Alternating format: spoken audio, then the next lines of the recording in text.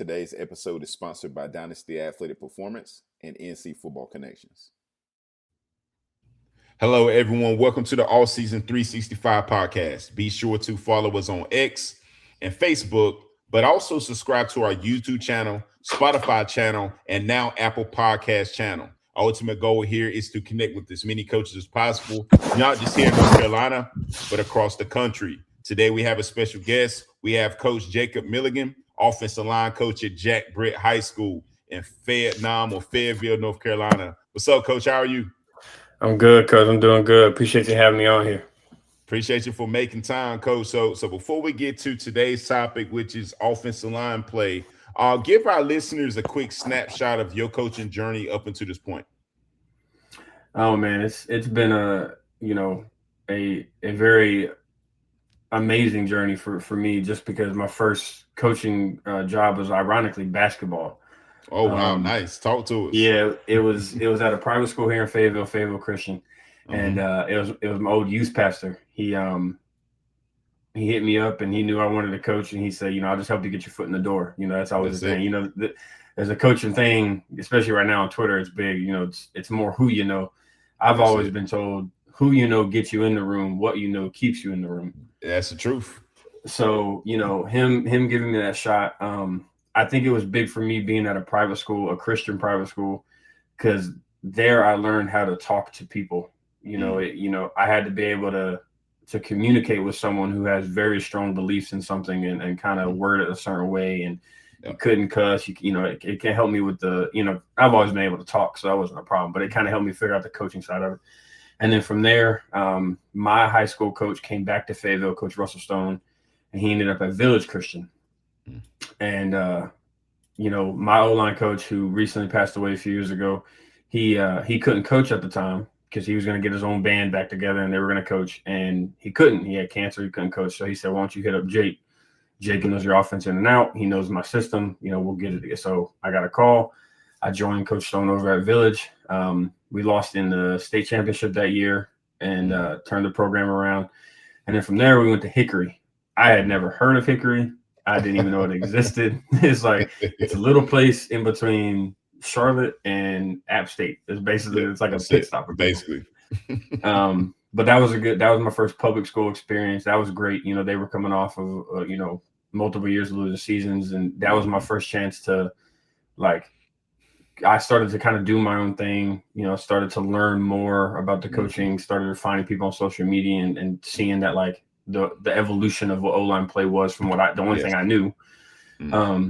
We were there for a few years, left there. I took a 2-year hiatus, moved back down to Fayetteville. And after a few months of being here, another who you know moment, the school I'm at now, Britt, the head coach, Coach Randolph, Brian Randolph, he worked with Coach Stone and his son, Coach Tripp, at Douglas Byrd, where I played. There you go. And, he hit up Coach Randolph, said, "Are you looking for an O-line coach? I know a guy. He's back in Fayetteville." Coach Randolph called me. I'll never forget it. 6:30 at night. Just got off of work. We had a conversation, and now I'm here at Britt, and I'm loving every single minute of it. Yeah, that's usually how it go. It's who you know or who knows you. And you better believe it's a small circle, man. I'm here to tell you. So, be mindful, for any coaches that's listening to this, be mindful of how you move, because I'm here to tell you right now, man, you don't know who knows you or who knows who. And that's just what it is, So, so before we get to O-line play, we were talking a little bit before we started recording, the Tatum Clinic. For those who don't know, Coach Ian Tatum had his first coaching clinic in Walkertown. A lot of people don't know where it's at, but it's near Winston-Salem, right? But you and I, we had a chance to cross paths. But overall, what was your experience like at that clinic? I think you went out, Coach. You got me? Yeah, I got you now. Yep. So yeah, you go ahead. No, it was great. Through coaching, I learned through my guy, Coach G, who's the king of connections. That relationships and connections are a big thing in the coaching world. And he put me on with Coach Tatum. He's a great O-line coach. He's a great OC. He's a great man. And it was my first probably true clinic experience, in all honesty. When I was at Hickory with my head coach, we went to the NC State clinic as a team, Mm, as a staff, and it was good. But like I didn't know, I didn't know how they were. I didn't know how they went, so I kind of was just there learning. I didn't know. mhm. Um, but I think it was great. I think it was well put together. He had some very knowledgeable coaches, some great coaches, just dropping gems, dropping game. Um, and it was cool to connect with some people. I saw some people that interact with on social media. You see them for the first time in person. Um, I think it was a great experience. Like, seeing some quote unquote legendary coaches in North Carolina, seeing them explain their game is as simple as it could be was really dope. One of my favorite things was seeing some of the passion that coaches have, even in the simple of just talking of the game. You Yes. can tell that whatever school they're at, the passion is there in the field. So, um, yeah, I think it was great. Obviously, me and you finally connected, and it was just a fun experience.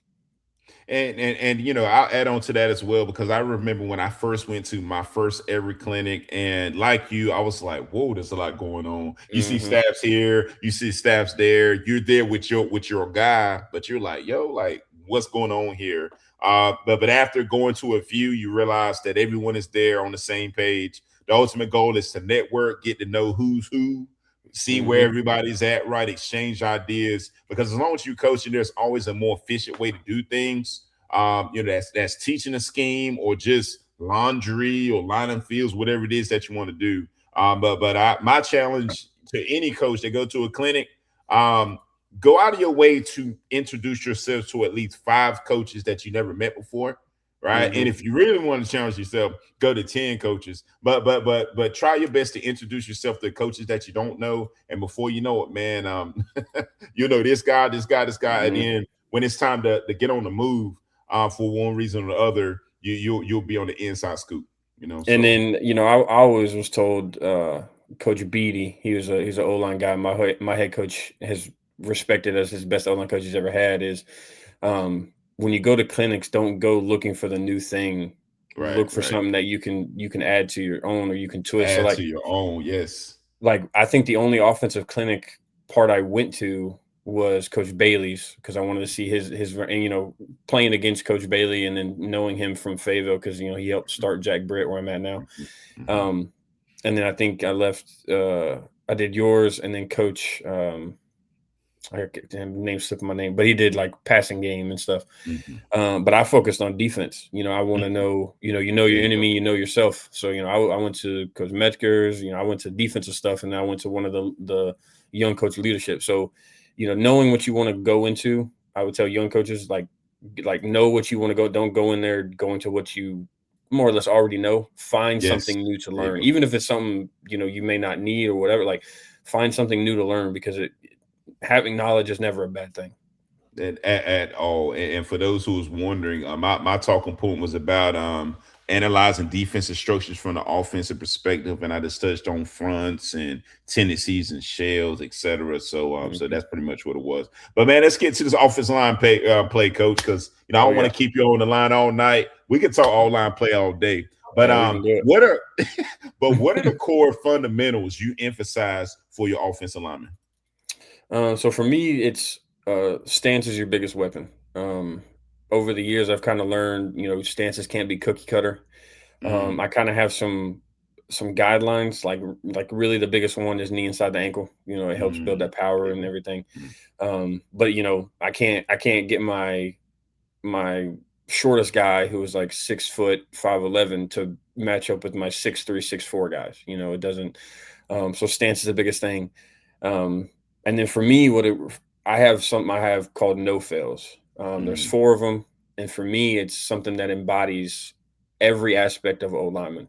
So mm, first one is aggressive violence. I say aggressive mm, violence just because I need it to be that extra. mm. Um, and it's from everything from the jump, and it's number one because that's how it all has to start. Has to. Um, Number 2 is chase the play. Uh, Mm, I've heard multiple stories of, there's these high prospects and coaches will cut off film because they don't see them in the end. Or, there was one guy, he was watching another kid's film, and on that film, he saw another kid he was recruiting not going mhm. hard, and he stopped watching. So for Yep. us, and then the other aspect is, a higher chance of a fumble recovery. If I got fumbles, Mm, 3 of us down there, and instead of it being 3-on-1, now it's 4-on-3. So, mm, for that aspect, effort. And then the most important one, and you can ask any of my guys, I will pull them out of practice. I don't care if we score a 50-yard touchdown. If we do not pick up our guy, mm, I will lose my mind. For me, mm, that one is the embodiment of an alignment, picking up your guy.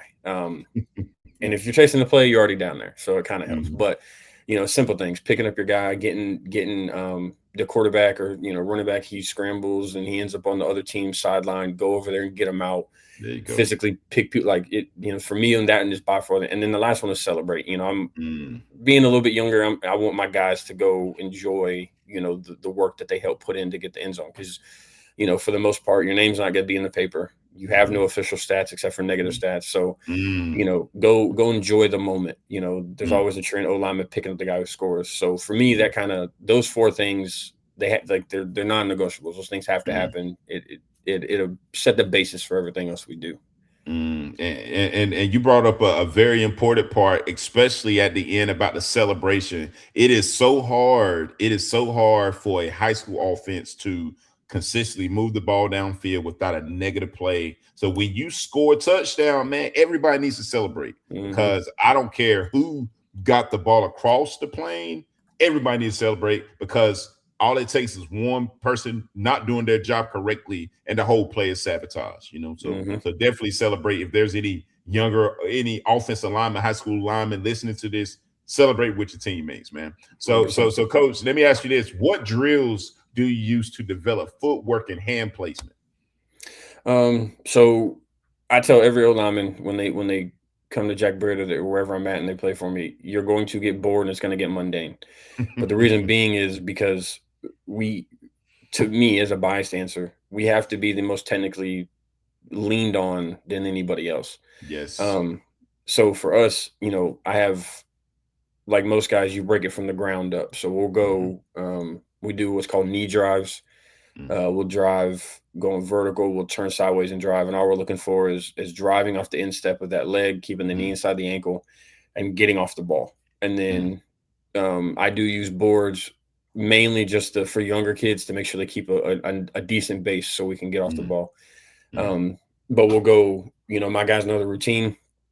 It's knee right vertical, left knee mhm, vertical, mhm, knee right zone. We'll go through mhm, that whole process, and then we come mhm, out of our stance, and then mhm, from there, we'll do, depending on the week, who we're playing, or if it's off season, it usually becomes the same thing. But we may do something I call double hit, and it works on the timing of your strike and your feet.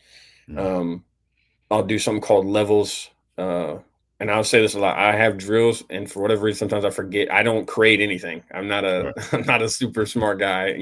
I'll steal if I got to. Um, but I got a drill, I believe it's from the Georgia O line coach, called levels. We'll Mm, do levels, and it just works on the different timing of when your strike's going to happen based on mm, what you're going to see or whatever. mm, And we do those knee drives and steps and double hit, excuse me, double hit and levels will probably be done the most for footwork. And mm, I had this talk the other day on Twitter.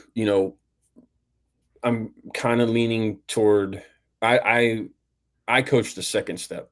Second mm, step is the most important step to me. That's when mm, all the fun stuff happens. That's when the movement happens. mm. The first step just gets your hips on the angle. Now it's Right. important, but it just gets Right. the hips. When I Yeah. played, it was 6 inches. It had to be 6 inches. Yada yada yada. Mm, Um, as long as it gets your hips on the angle and it doesn't go too far behind you, I'm cool. mhm, mm, And then we want to run out the football. We want to mm, we want to make contact, keep them tight in the run game, run out the football. And that second mm, step's going through the crotch. It's when that one hits, the feet are hitting, that the feet and hands are hitting at the same time. We're lifting low mm, to high, and we're mm. getting off the ball. Nicely stated. And since we are transitioning to fronts, not sure what you guys are seeing in Cumberland County, but around the triangle, we're seeing a reemergence of the even front. There was a spell where we saw a lot of odd fronts, the 3-3 stack and the Mhm. 50 front, right? So communication is everything, and blocking it correctly is everything. So how do you adjust your blocking scheme versus different defensive fronts? So this is something I got as far as preparation from my guy Coach G. So Mm, um, we have rules for everything. and that's our base for everything. So here in Cumberland County, I was actually shocked when I got back. We did see quite a bit more of odd fronts. Yes. I blame Georgia for that, but that mint front. yeah. But you'll get some even fronts, but we have rules for everything. So like if we see an even front, depending on what play we're having, we have these base rules, and then by game preparation, we may tweak within the rules and adjust or whatever. So what we'll do, we're playing someone on Friday, and let's say their base that we see 90% of the time is odd. We will prepare Monday and Tuesday for everything we've seen in their odd front. And then what I'll do on Wednesday is what I've kind of done for myself. I call it like to prepare for everything else. So we'll go over even, we'll prepare, Coach Randolph has us where it's like throw stuff we may not even see that fits within it. So we're ready for it. And as long as, we'll prepare for stuff, we'll hit our rules, and we do it that way. Because, for me, ironically, I think this is another thing being talked about the other day is, yes, you should be able to run whatever you want against whatever front. Right. But you also got to put your kids in the right position. Like it's easy to say, what is it? The coach with the pin last wins. We don't have a pin on the football field. So right. Our rules will solve the answers or give them the base answers. And then, like you said, with communication, what I tell my guys, and they hear it constantly, is 95% of your problems are going to be solved with communication. Correct. So I tell them how I break it down is there's 3 phases. It's pre-snap when they're talking and going over. That's where the rules come into play. And then it's during the play. I do have my guys communicate during double teams, me, you, bump on pass pro stuff. I want them to communicate. And then post-snap, it's in the huddle and on the sideline. Because what I tell any kid that I train, because I do have a training thing called 5 in the Arena, and then with my guys especially, I can't give you the answers on the field. Right. Until you come to me, I can't help you. So I have to try to give you every answer possible, and you have to be able to sift through it with you, your guard, your tackle, either tight end, whatever. And then and then we'll talk about the sideline. So yeah, communication is 95% of the work you have to do. The other 5 is just playing football for a few seconds. So that's what we lean on our rules, and then we adjust if we have to. Like there's been a few cases where we go, okay, we normally do this, but this week with this tag, we're going to do this just so they know. And then, we kind of play it off there. Love it. Communication, that's where it all starts, man. And without it, you'll definitely see it on tape. So let's talk about evaluating offensive linemen, high school offensive linemen. In college and in the pros, you hand select the ideal players, but in high school, more often than not, you get who you get. That's just what it is. So what do you look for when evaluating an offensive lineman? So really for, the obvious, he's a big kid. And like, right now we have our middle schoolers coming over to lift. Okay. Excuse me. So like if I see a big kid, I go, what position do you play? And some of them here lately have actually been proud to say O-line because it's like a jail sentence. Yeah, you usually, hey coach, I play D-line. Come on, man. Yeah, right. But like kind of starting off, what I look for is one thing an old coach told me to kind of evaluate how tall a kid can get. Obviously, you can ask them, hey, how tall is your papa, your uncles, or your dad, or whatever. But the other thing is, it might be a wives' tale, but it's worked for me, is how long their fingertips are from their knees. If it hangs past, they're going to get a little bit taller. If they're right about it, they might get like, you kind of can gauge it like that. Right. And then when they're doing workouts, their hip mobility, how naturally mobile their hips and ankles are. Because obviously, like, for O-linemen, knees, hips, and ankles are our biggest, those are our babies. So seeing what they do there. And then just athleticism in general with O-linemen, seeing how they skip is a good one. Seeing how they naturally run is something we look at. And then if they're doing anything, if they have the natural competitive effort, like, do they want to be better at it? Are they doing things? I do in certain aspects, like when I see a kid get frustrated, he can't do something. Right. Because if it comes out in a certain way, you can see that they want to get better, and you just got to get them through it. But yeah, like you said, you kind of get who you get, and you could be dead wrong about a kid. It can go completely south, or it can go completely north. So it kind of goes by the kid, really. Excellent. Nicely stated, Coach. And before I let you go, what advice would you give a year one offensive line coach? Whew. I think I would say figure out what you want to teach. So there's so much information today that you have So access much. to that even when I was in high school, when I graduated in Mhm. 2014, that you didn't have access to. Like Mhm. Twitter had just started, but now it's like it's a treasure trove of anything. It really Um, is. but I would say find out what you believe in, that you believe works, but be moldable to it. So like I have what I believe works, and I never try to knock what someone's doing unless it's just like absolutely horrendously bad because it's just Right. not football. Right. But even it could be something I don't like. There's multiple. You have Duke Mayweather, you have LaCharles Bentley, you have Coach Yes. McNally on Twitter who's dropping old school knowledge. You have tip of the Yep. spear, Yeah. finish O line. Like you use a ton, but like Tons. I may not believe in what this coaching company does, but I Mhm. may like something specific. Like for example, like tip of the spear. One of my all-time favorite drills I have right now, I got from them because I'm big on body posture when it comes to pass pro. Mm. And Mm. my guys know when special teams going on, if we're not on special teams, I'll yell at one of my guys. I go, "Hey T, square Yep. shoulder," and he gets it rolling for me. So Mm. um, always, always be looking to learn if you're a young Mm. O-line coach because the Mm. game evolves so much and we're going against some of the biggest, strongest athletes as D linemen. Always look to evolve. And then just one thing I didn't know early on that I learned now is like network, like connect with coaches, send a message. Like, it's just like if you were playing and you're trying to get recruited, the worst can happen. They Right. don't Right. respond. Hmm. So it's, send the message, talk to the coach. You may end up getting outside of just a coaching buddy, you get a lifelong friend that you guys can talk about things. Um, but the biggest thing I would say is find something you believe in, your technique, but be able to mold it. And Mm. then to any young coach, the biggest thing is be the best assistant you can be. So That's it. like, don't be, I think they talked about it at Coach Tatum's clinic is like, don't be afraid to do the work. Just like the title and all that doesn't matter. Like, don't be afraid Yes. to do the work. Like Yes. I saw my coaches every week going out there and painting the field or doing the laundry. It's like I go, I want to do that. So like before I had the job I have now where I have a little less time in the day Hmm. with Coach Randolph, I went out there and I'm like, can you break down what this like how you like he's like, and he'll give you tidbits.